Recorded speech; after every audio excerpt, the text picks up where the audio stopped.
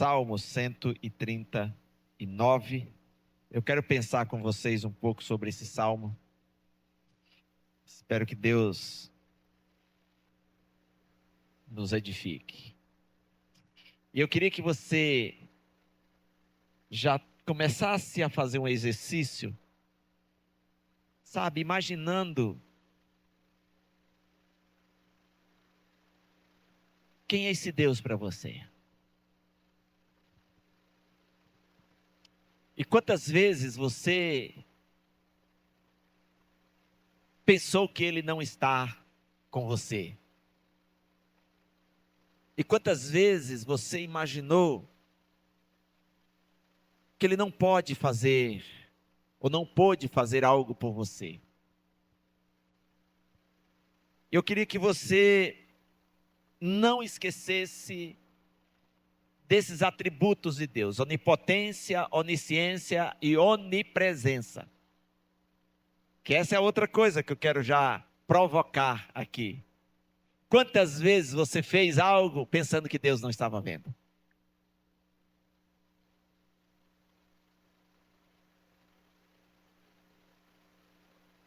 Quantas vezes nós praticamos atitudes e nem lembramos que afrontou a santidade de Deus? Diz o Salmo 139: Senhor, tu me sondas e me conheces. Sabes quando levanto, sabes quando me assento e quando me levanto. De longe penetras os meus pensamentos, esquadrinhas o meu andar e o meu deitar, e conheces todos os meus caminhos. Ainda a palavra me não chegou à língua, e tu, Senhor, já a conheces toda. Tu me cercas por trás e por diante, e sobre mim pões a mão. Tal conhecimento é maravilhoso demais para mim. É sobremodo elevado, não o posso atingir. Para onde me ausentarei do teu espírito? Para onde fugirei da tua face? Se subo aos céus, lá estás. Se faço a minha cama no mais profundo abismo, lá estás também. Se tomo as asas da alvorada e me detenho nos confins dos mares, ainda lá me haverá de guiar a tua mão, e a tua destra me susterá. Se eu digo, as trevas com efeito me encobrirão, e a luz ao redor de mim se fará noite, até as próprias trevas não te serão escuras. As trevas e a luz são a mesma coisa. Pois tu formaste o meu interior, tu me teceste no seio de minha mãe. Graças te dou, visto que por modo assombrosamente maravilhoso me formaste. As tuas obras são admiráveis, e a minha alma o sabe muito bem. Os meus ossos não te foram encobertos, quando no oculto fui formado e entretecido como nas profundezas da terra. Os teus olhos me viram a substância ainda informe, e no teu livro foram escritos todos os meus dias, cada um deles escrito e determinado, quando nenhum deles havia ainda. Que preciosos para mim, ó Deus, são os teus pensamentos, e como é grande a soma deles. Se os contasse, excedem os grãos de areia. Contaria, sem jamais chegar ao fim. Tomara, ó Deus, desses cabo do perverso. Apartai-vos, pois, de mim, homens de sangue. Eles se rebelam insidiosamente contra ti, e como teus inimigos falam malícia. Não aborreço eu, Senhor, os que te aborrecem? E não abomino os que contra ti se levantam? Aborreço-os com ódio consumado. Para mim, são inimigos de fato. Sonda-me, ó Deus, e conhece o meu coração. Prova-me e conhece os meus pensamentos. Vê se há em mim algum caminho mau, e guia-me pelo caminho eterno. Amém? Agora você diz assim: Deus, não deixa eu sair daqui sem ouvir tua voz. Eu quero aprender mais de ti. Aliás, eu já ouvi tua voz através da leitura, mas me ensina algo mais. Ore ao Senhor.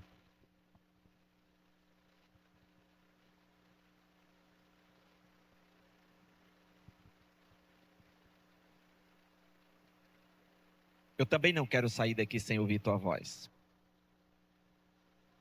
Então, pela tua infinita graça e misericórdia, me edifica, Senhor. Me abençoa. Não deixa eu perder essa oportunidade. Eu não quero ser egoísta, porque eu quero que todos os meus irmãos ouçam a tua voz. Mas eu quero também ouvir. E o Senhor, no seu soberano propósito e sabedoria, sabe a quem vai ministrar. E se de repente o Senhor quer falar apenas a uma pessoa, meu desejo é que seja a mim. Nada contra os meus irmãos. Mas, Pai, fale. Esse é o meu desejo, de ouvir tua voz. Mas o meu desejo também é que todos que estão aqui aprendam do Senhor. E o Senhor pode ensinar. Então, Pai, ensina a cada um uma palavra, uma frase, um versículo, um conceito. Seja o Senhor gracioso em ministrar o nosso coração. Em nome de Jesus. Amém.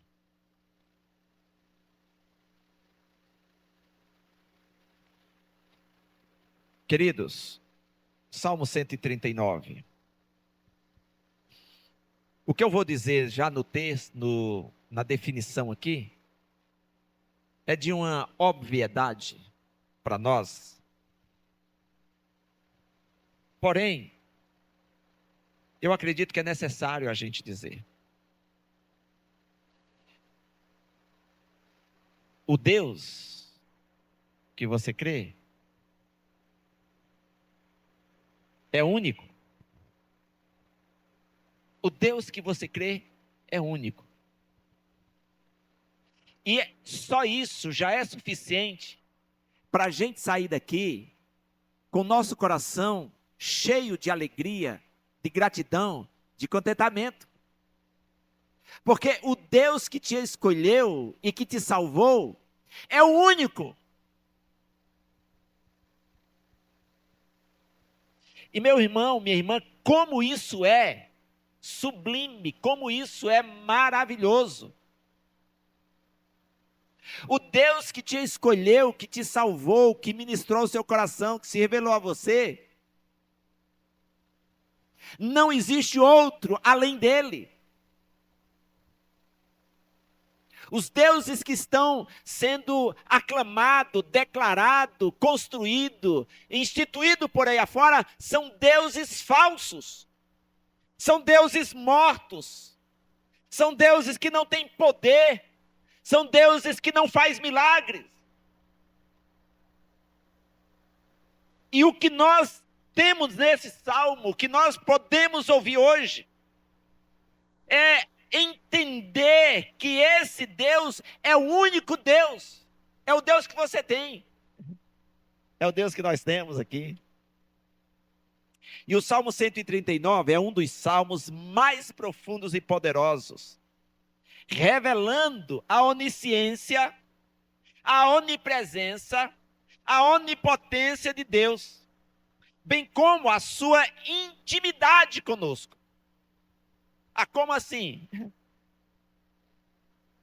Todos nós, se provamos isso na prática ou não, mas creio que todos nós que estamos aqui, sabemos, temos consciência de que Ele conhece todo o nosso interior, tudo que acontece em nosso corpo, em nossos pensamentos. Nós confessamos isso.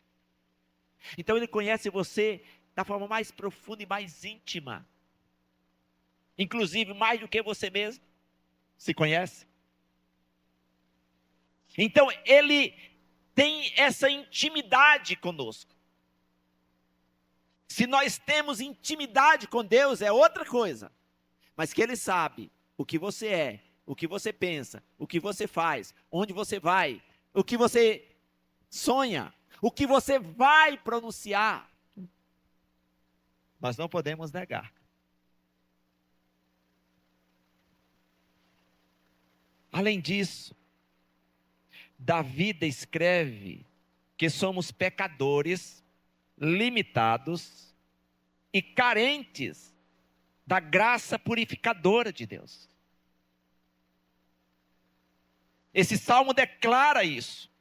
Davi usa esses atributos de onipotência, onisciência, onipresença, para enfatizar que mesmo sendo ele pecador, concebido em pecado, herdado o pecado, Deus o formou de maneira única e o conhece profundamente, desejando reconhecer o seu amor, a sua graça e que se humilhe diante dele. Essa expressão de Davi nesse salmo também é aplicado a nós.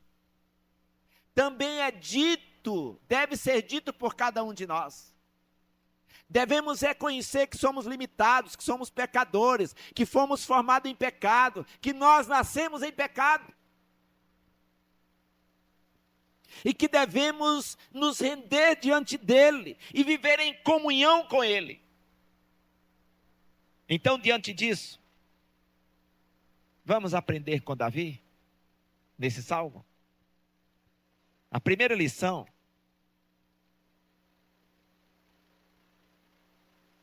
é sobre a onisciência de Deus.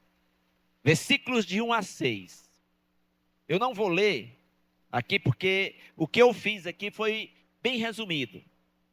Mas você pode passar a vista aí nos 6 primeiros versículos e ler e perceber a onisciência de Deus.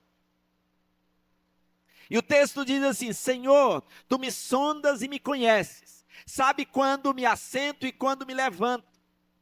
De longe entendes o meu pensamento. Tu me examinas e me conheces, sabe a minha caminhada e o meu repouso. E todos os meus caminhos te são conhecidos. Onisciência de Deus. E sabe quando aqui eu estava meditando nessa frase que ele diz assim: de longe entendes o meu pensamento. Às vezes eu fico imaginando, eu caminhando aqui nessa rua Bom Jesus, e aí eu saio daqui, entro para cá, para a esquerda, lá na esquina está o Senhor. Aí o Senhor me vê e diz assim: eu sei o que o Leudo está pensando. Onisciência.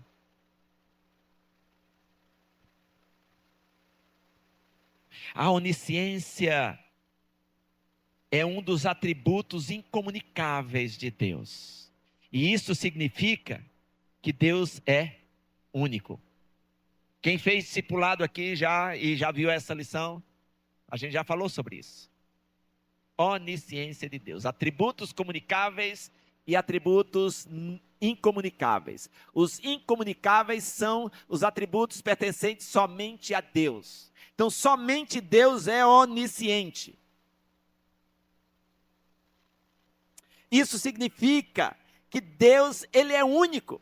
Também significa que nada se pode saber além do que ele sabe. Aliás, nem o que ele sabe a gente consegue saber. Tudo. Apenas algumas coisas. Indica ainda que nada pode ser feito sem que ele tenha conhecimento. Nada acontece fora da ciência de Deus.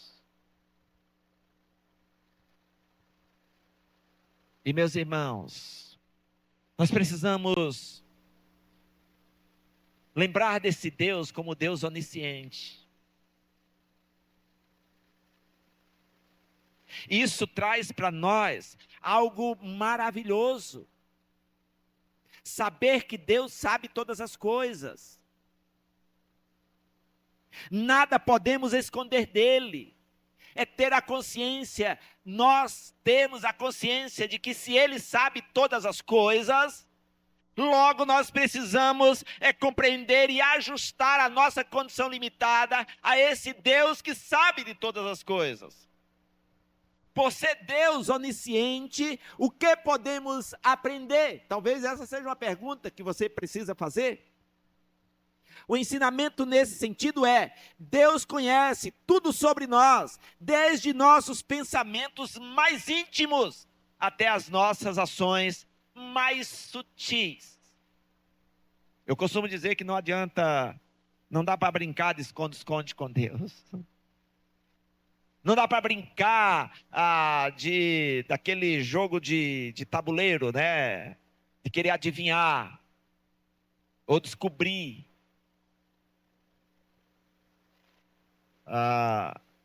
O que traz nas dicas Sherlock Holmes, eu acho que é isso, né? Esse jogo, essa brincadeira. Não dá para brincar. Sabe, meus irmãos, quando nós temos entendimentos disso, da onisciência de Deus, nós devemos nos comportar com essa maturidade, dizendo: Senhor, tu já sabe todas as coisas, então eu quero derramar a minha alma diante do Senhor e dizer tudo o que eu penso. Antes da palavra sair da minha boca, Deus já sabe o que eu vou dizer. Por que esconder dele alguma coisa? Porque não nos derramamos, porque nós não nos entregamos a ele, porque não dizemos tudo o que queremos para ele. Ele sabe o que vamos fazer antes de fazermos. E esse conhecimento é profundo e é perfeito, de Deus em nosso favor. Entender que Deus é onisciente é algo que proporciona para nós um desnudar do nosso comportamento, da nossa ética, do nosso estilo de ser, das palavras que vamos dizer.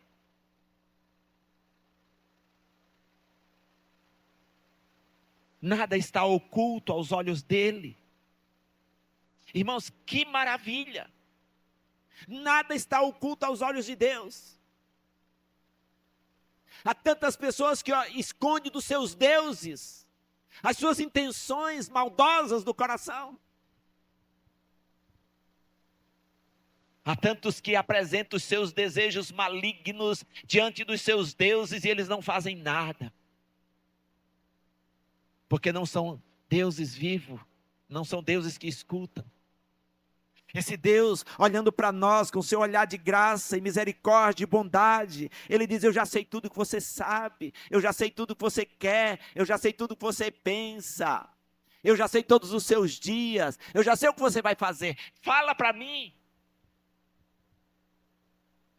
Aí você diz assim: mas se Ele sabe tudo, por que é que eu vou dizer? Aí quem é pai e quem é mãe aqui, eu digo assim: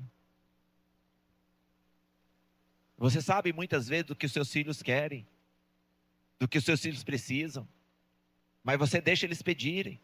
Você diz: fala o que você está querendo, você fala o que você está pensando. É assim que Deus faz com a gente, do mesmo jeito que nós fazemos com nossos filhos. Eu quero que você diga, eu quero que você fale.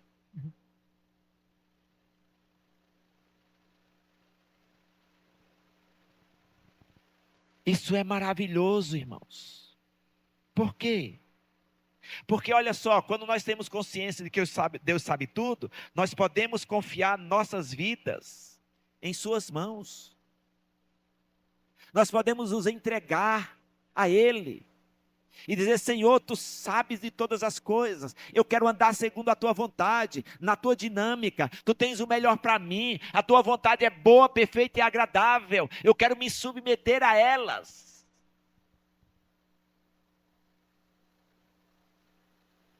Devemos reconhecer que não podemos esconder nada de Deus. Isso deve nos levar a uma vida de transparência e sinceridade diante dele. Onisciência de Deus. Deus, eu não posso tentar dar meu jeitinho aqui com o Senhor. Entender isso, queridos, faz toda a diferença na nossa trajetória e na nossa caminhada de fé. A presença de Deus em nossas vidas é tanto um consolo quanto um desafio. Por quê? Porque às vezes nós não queremos que Deus, seja parceiro das nossas ações, das nossas decisões. A gente às vezes quer deixar Deus de fora dos nossos negócios, das nossas decisões. Às vezes a gente nem consulta a Deus. A gente toma as nossas decisões de acordo com aquilo que nós desejamos. Por isso que é um desafio. Mas se nós entendermos que a onisciência desse Deus é para nos beneficiar, nós vamos então nos deleitar diante dele e ser consolados por saber que ele é onisciente. Essa é a primeira lição que Davi traz para nós nesse salmo. Tu sabes quando eu me assento e quando me levanto. Tu sabes quando eu saio e quando eu chego. De longe conheces os meus pensamentos. Tu esquadrinha o meu andar. Senhor, eu vou andar em retidão, porque o Senhor sabe de como eu ando. Simples assim.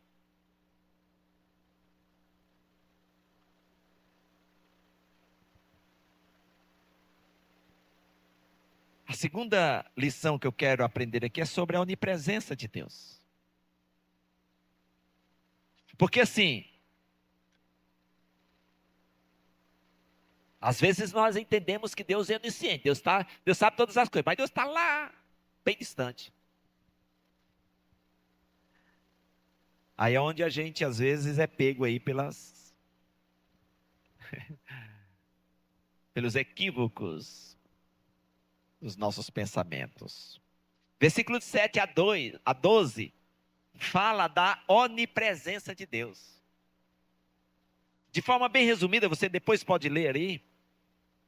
Mas ele diz: para onde me ausentarei do teu espírito? Para onde fugirei da tua presença? Duas perguntas num versículo que o salmista faz. Resume toda a questão da onipresença de Deus. Porque são perguntas retóricas. São emblemáticas essas perguntas, que respondem acerca da onipresença de Deus. Os versos de 8 a 12 vão descrevendo a onipresença de Deus. Isto é, também maravilhoso. Senhor, não tem um lugar que eu vá, não tem uma situação que eu viva que o Senhor não esteja presente. Isso é maravilhoso. Esse é o nosso Deus, meu querido. Onipresente. Quantas vezes nós nos encontramos sozinhos, precisamos de ajuda de um semelhante, de um nosso irmão, de uma pessoa, do nosso cônjuge, do nosso filho, da nossa mãe, do nosso pai.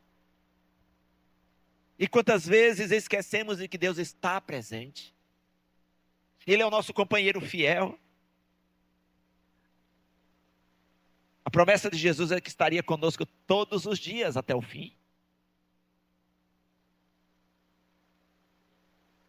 Meus irmãos, nenhum outro Deus é como o nosso Deus.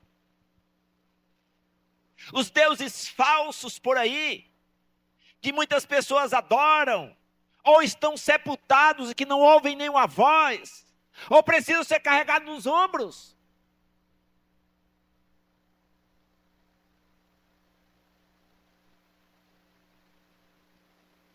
Deus, Ele está presente em toda e qualquer circunstância da vida. Você vai dormir quando chegar em casa, se entrega ao colchão e dorme. E não sabe de repente o que está passando ali fora, na sala, na rua ou coisa desse tipo. Deus está te vendo do teu lado. O guarda de Israel não dorme. A sua onipresença cuidando de nós e sustentando a vida.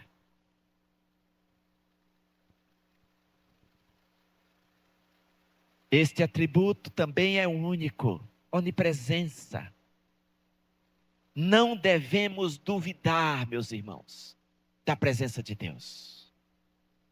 Eu sei que o prisma nosso, às vezes, não consegue capturar a presença de Deus em determinadas circunstâncias em que passamos. Às vezes não sentimos a presença de Deus, mas essa convicção da onipresença dele não pode sair do nosso coração.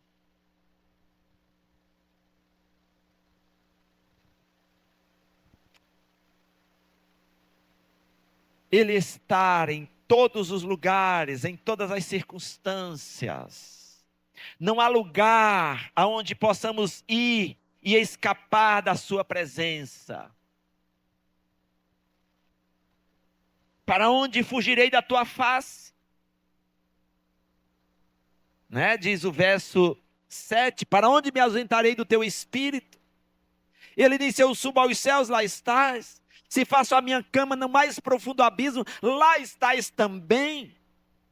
Se tomo as asas da alvorada e me detenho nos confins dos mares, ainda lá me haverá de guiar a tua mão e a tua destra me susterá. Onipresença de Deus. E o salmista segue. Se eu digo, as trevas com efeito me encobrirão. O salmista diz, a luz e as trevas, aliás, e a luz ao redor de mim se fará noite, até as próprias trevas não te serão escura. As trevas e a luz são a mesma coisa. Aí eu vou apagar as luzes aqui para ninguém me ver. Vou ficar escondido aqui para eu não ser encontrado. A luz e as trevas são a mesma coisa para o Senhor. Não tem graça de brincar de esconde-esconde com Deus.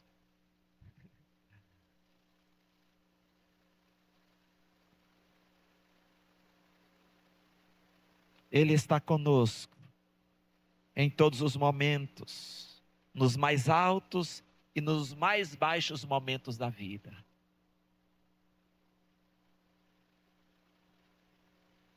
Ele contempla a sua necessidade. Queridos, a onipresença de Deus deve nos dar segurança. Não tenham medo. Foi isso que ele disse para Josué. Seja forte e corajoso, eu sou contigo. Por onde quer que você for. Salmo 121. O Senhor te guardará de todo mal, desde agora e para sempre. Onipresença.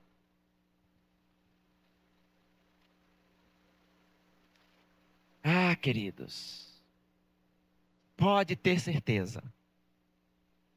O atributo da onipresença de Deus não permite que você fique sozinho. Tenha certeza disso. Não importa onde você está ou o que você está passando. Deus está com você. Deus cuida de você. Onipresença. Ainda que eu ande pelo vale da sombra e da morte, eu não tenho medo. Porque o Senhor está comigo, diz o mesmo salmista que escreveu o Salmo 139. E no final ele diz, certamente, certamente, com certeza, a bondade e a misericórdia do Senhor me seguirão todos os dias da minha vida. E a eternidade não dá nem para falar, né? Todos nós já temos. A terceira lição é a onipotência de Deus. E essa onipotência revela, ou revelada na criação e no plano de Deus para as nossas vidas. Versículos de 13 a 18.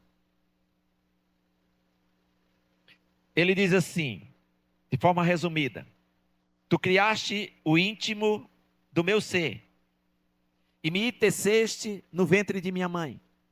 Eu te louvo, porque me fizeste de modo especial e admirável. Onipotência. Tuas obras são maravilhosas. O verso 13, queridos, revela uma amostra de tudo o que Deus criou. Parece que não tem nada a ver, mas a minha existência, a tua existência, é condicionada ao que Deus criou no universo, para que você e eu viva. Está dentro de nós o poder de Deus.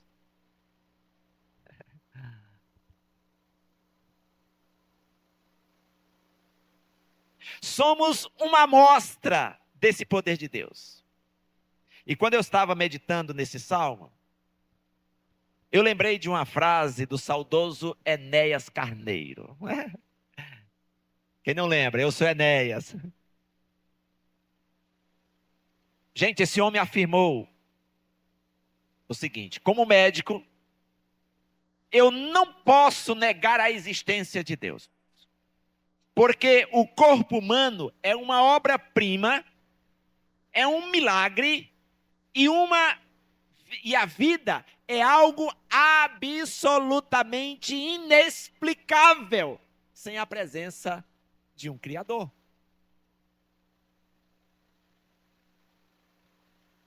Não dá para explicar a vida humana sem a existência do onipotente.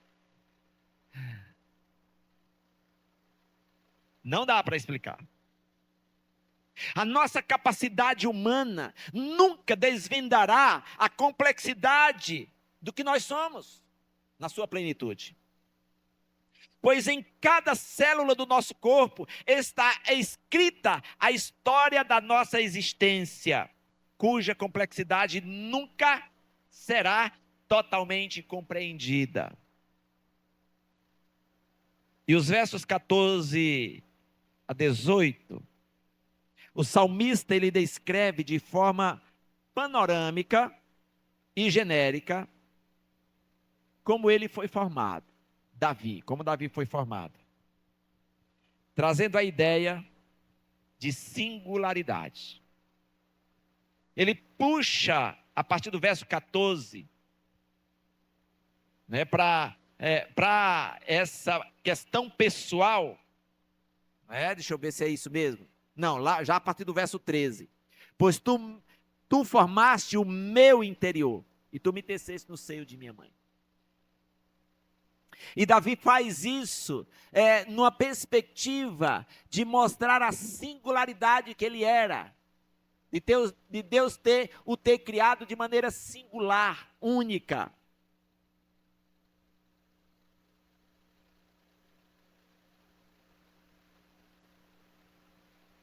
E nós já sabemos, pela ciência, que cada ser humano é único. Cada um de nós temos a nossa história gravada no DNA. Só alguém onipotente, meus irmãos, para fazer isso. Jogue no lixo toda ideia, toda proposta evolucionista. Não dê mais crédito a isso. Marcus Erbelin diz que essa teoria do evolucionismo já não mais é discutido nas universidades, nos centros científicos. Infelizmente, há resquícios nas gerações que estão aí, inclusive dentro das igrejas. E meus irmãos, quando nós olhamos para a onipotência de Deus, como que nós vamos acreditar no evolucionismo?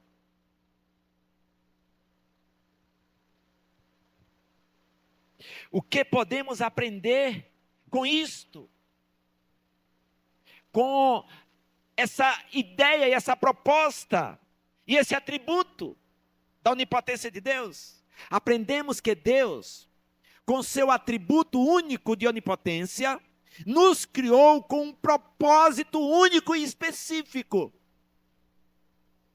E aí, meu irmão, você não pode, não deve, na verdade, esse não pode é meio pesado, mas você não deve se comparar a alguém em achar que alguém é melhor do que você,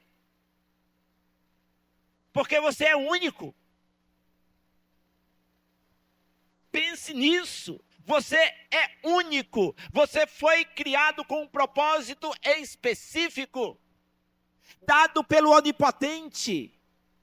Então pense nisso. Ah, porque fulano é melhor que eu, porque eu sou pior do que Beltrano, porque eu não... Meu irmão, pense na onipotência de Deus. Você é obra-prima da criação do Senhor, criado com exclusividade, com um objetivo.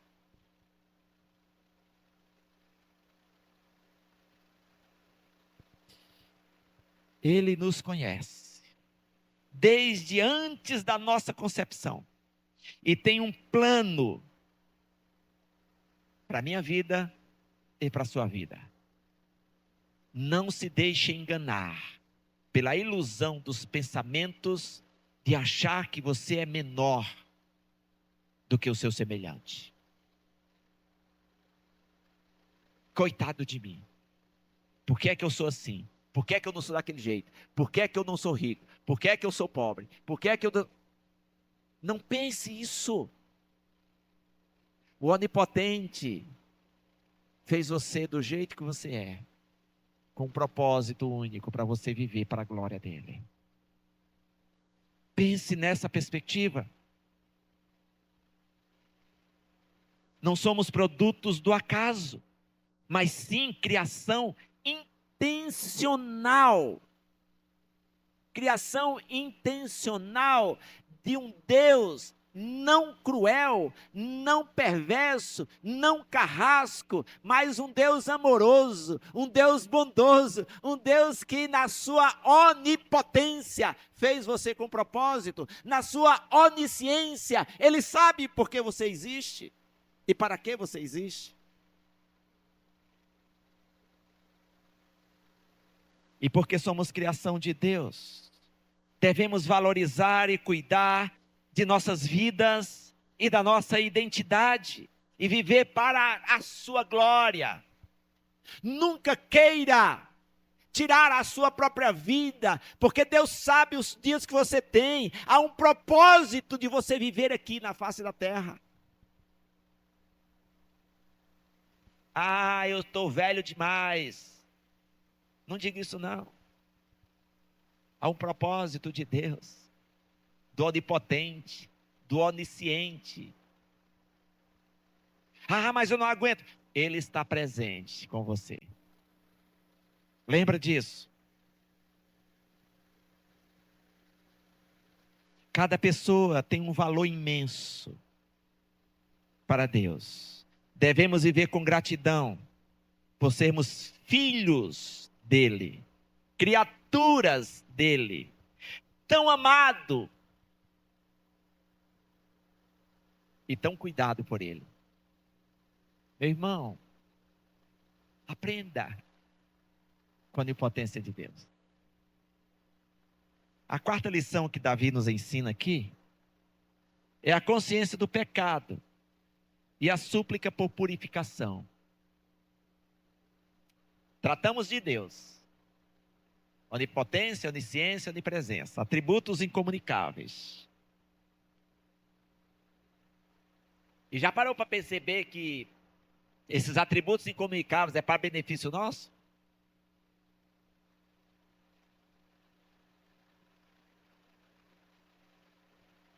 Os versos 19 a 24 vai trazer uma oração do salmista. Ele ora descrevendo o que é o ser humano em sua condição de pecador. Fazendo algo bem resumido aqui. Davi reconhece que o ser humano é perverso, violento, rebelde, inimigo de Deus, fala maliciosamente e tem sentimento de ódio.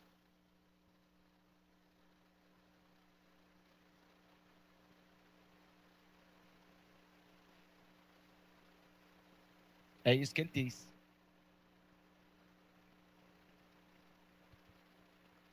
Tudo isso Davi fala em sua oração de forma consciente.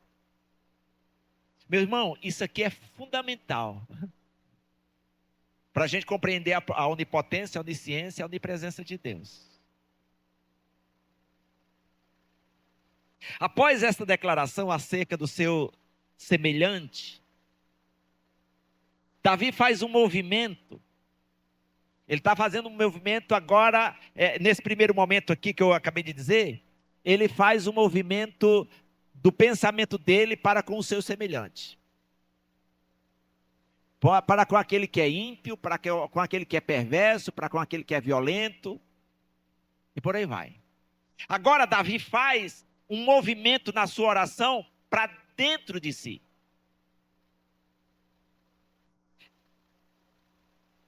Após essa declaração acerca de seu semelhante, Davi faz um movimento para dentro de si. Os versos 23 e 24 registram as suas palavras. Sonda-me, ó Deus, e conhece o meu coração. Prova-me e conhece os meus pensamentos. Vê se há em mim algum caminho mau e guia-me pelo caminho eterno. Sabe o que é que Davi entende aqui?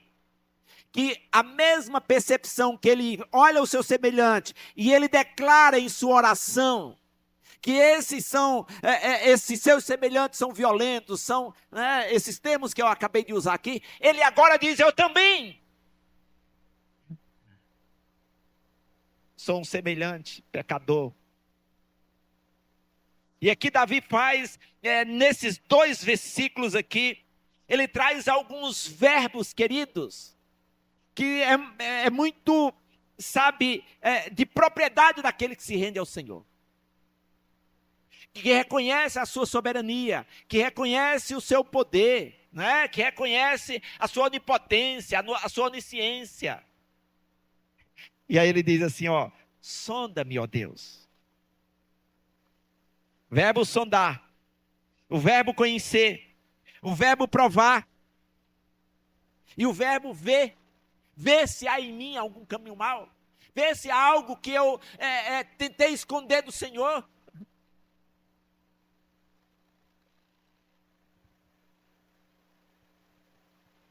Ao fazer esta oração, o salmista reconhece que, apesar de todo conhecimento e presença de Deus em sua vida, ele precisa de purificação divina. Ele pede a Deus para sondar o seu coração, buscando qualquer mal que precise ser corrigido. Ele diz: Senhor, manda aqui uma sonda para dentro de mim. A ideia é aquela ideia de endoscopia, né? De mandar uma câmera para dentro para sondar o que tem no estômago, por exemplo.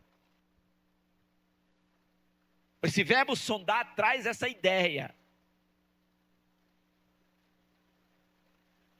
Tem mais tecnologia mais apurada aí, né? Que olha a câmera que você engole, ela faz uma varredura no seu corpo todo e depois dá um diagnóstico ali, apresenta talvez o problema de saúde física. Essa é a ideia que Davi está dizendo. Senhor, penetra no mais íntimo da minha alma, vê se há alguma coisa errada. Tu conheces os meus pensamentos, tu conheces as minhas intenções, tu conheces o meu interior, tu sabe de tudo que eu faço e penso.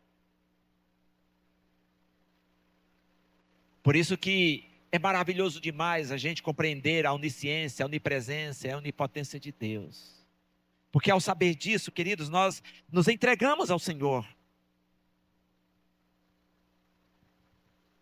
Ao exemplo de Davi, devemos fazer o mesmo, pedir a Deus para sondar o nosso coração, revelando áreas que precisam ser transformadas no nosso interior. A busca pela santidade é contínua. E nós precisamos da graça de Deus para sermos purificados e moldados por Ele. Ah, meus irmãos, não dá para brincar com Deus. Eu já encerro aqui dizendo, queridos, este salmo ele nos ensina que Deus está intimamente envolvido em nossas vidas. Ele nos conhece profundamente. Ele está sempre presente. E Ele nos criou com um propósito. E Ele nos convida a viver de forma transparente diante dEle, permitindo que Sua presença e o Seu conhecimento nos conduzam a uma vida de santidade e pureza diante do Senhor. E que Deus assim nos conceda a graça, queridos, de compreender exatamente esses atributos e como pessoas privilegiadas, graciosamente alcançados pelo amor dEle, a gente possa viver um diferencial em que alegre o coração do Senhor. E que você possa viver, meu irmão e minha irmã, nessa intimidade com esse Deus, porque Deus tem intimidade com você. O problema talvez seja nós, em termos uma profunda intimidade com o Senhor. Mas nós temos dois elementos fundamentais.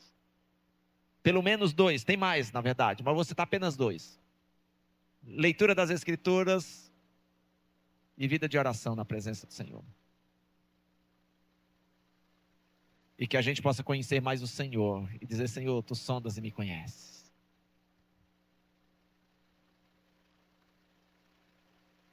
E eu espero que o nosso coração se renda cada vez mais a Ele.